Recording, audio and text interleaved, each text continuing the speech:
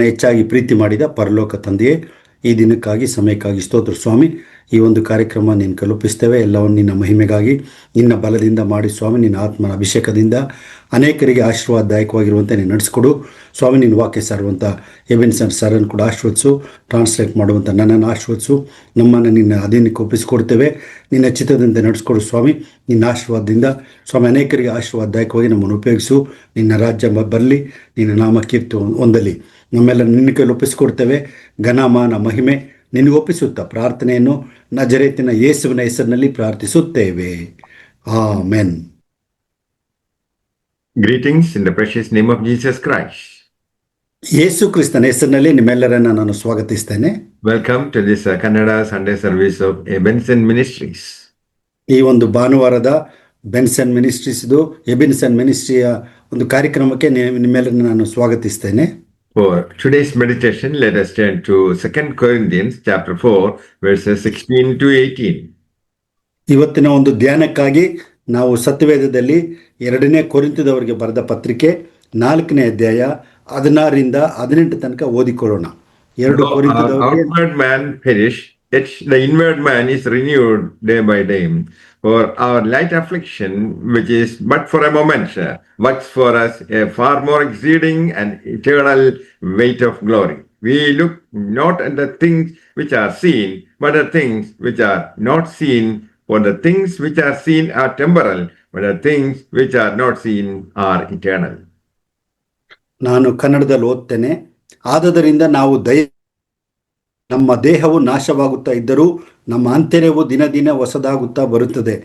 ಹೇಗೆಂದರೆ ಕ್ಷಣ ಮಾತ್ರವಿರುವ ನಮ್ಮ ಹಗುರವಾದ ಸಂಕಟವು ಅತ್ಯಂತ ಅಧಿಕವಾದ ಪ್ರತಿಫಲವನ್ನು ಉಂಟು ಮಾಡಿ ನಮಗೆ ನಿರಂತರವಾದ ಗೌರವವಾದ ಪ್ರಭಾವವನ್ನು ದೊರಕಿಸುತ್ತದೆ. ನಾವು ಕಾಣುವಂಥದ್ದನ್ನು ಲಕ್ಷಿಸದೆ ಕಾಣದಿರುವಂಥದ್ದನ್ನು ಲಕ್ಷಿಸುವವರಾಗಿದ್ದೇವೆ.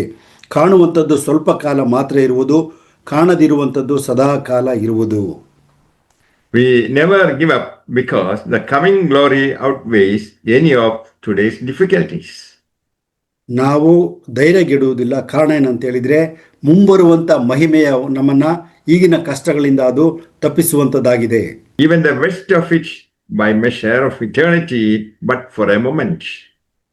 ನಮಗಿರುವಂಥ ಅನೇಕ ಕಷ್ಟಗಳು ಬಂದರೂ ಕೂಡ ಅದು ಕ್ಷಣ ಮಾತ್ರ ಇರ್ತದೆ ಎಂಬುದಾಗಿ ನಾವು ವಾಕ್ಯದಲ್ಲಿ ನೋಡುತ್ತೇವೆ. Troubles come and go, but the joys to come will last forever. ಕಷ್ಟಗಳು ಬರುತ್ತದೆ ಹೋಗುತ್ತದೆ, ಆದರೆ ಬರಲಿರುವಂಥ ಸಂತೋಷವು ನಮಗೆ ನಿರಂತರವಾಗಿರುತ್ತದೆ.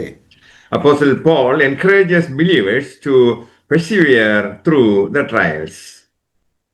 ಅಪೊಸ್ತಲನಾದ ಪೌಲನು ವಿಶ್ವಾಸಿಗಳನ್ನು ಈ ರೀತಿಯಾಗಿ ಆತನು ದೃಢಪಡಿಸುತ್ತಾನೆ, ನೀವು ಯಾವಾಗಲೂ ಪರಿಶ್ರಮ ಪಡುತ್ತಾ ಇರಿ, ದೃಢವಾಗಿರಿ ಎಂಬುದಾಗಿ.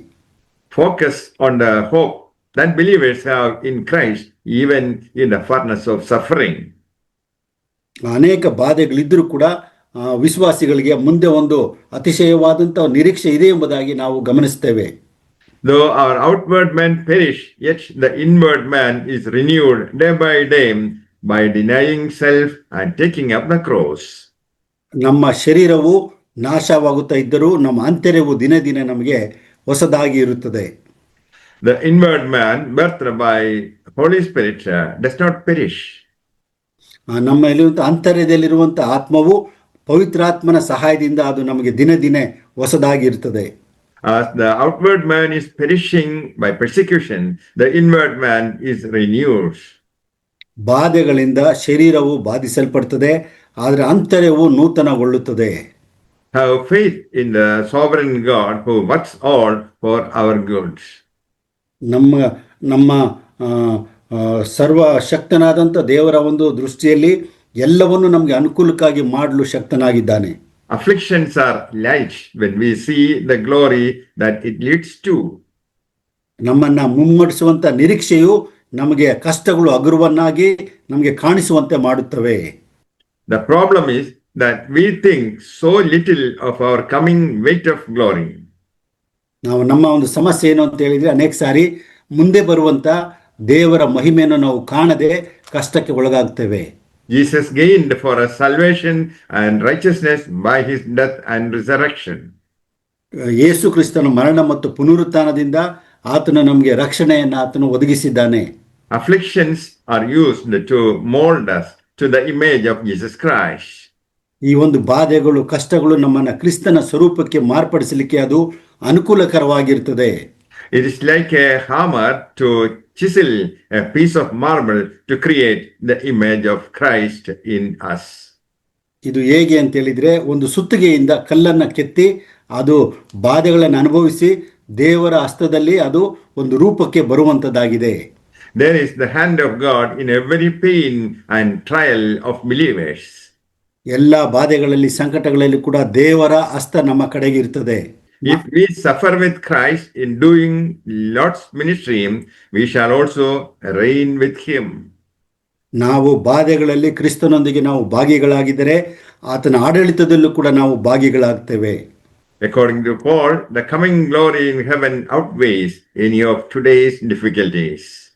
ಪೌಲನು ಹೇಳುವಂತೆ ಈಗಿರುವಂಥ ಕಷ್ಟಗಳು ಮುಂಬರುವಂಥ ಆ ಒಂದು ನಿರೀಕ್ಷೆಯ ಮುಂದೆ ಅದು ಏನೂ ಅಲ್ಲದಾಗಿರ್ತದೆ. May the Lord bless you all with these words. Amen. ಈ ಒಂದು ವಾಕ್ಯಗಳಿಂದ ದೇವರು ನಿಮ್ಮೆಲ್ಲರೂ ಕೂಡ ಆಶೀರ್ವದಿಸಲಿ. ದೇವರಿಗೆ ಸ್ತೋತ್ರವಾಗಲಿ. ದೇವರು ನಿಮ್ಮನ್ನು ಹೆಚ್ಚೆಚ್ಚಾಗಿ ಆಶೀರ್ವದಿಸಲಿ. ಆಮೆನ್.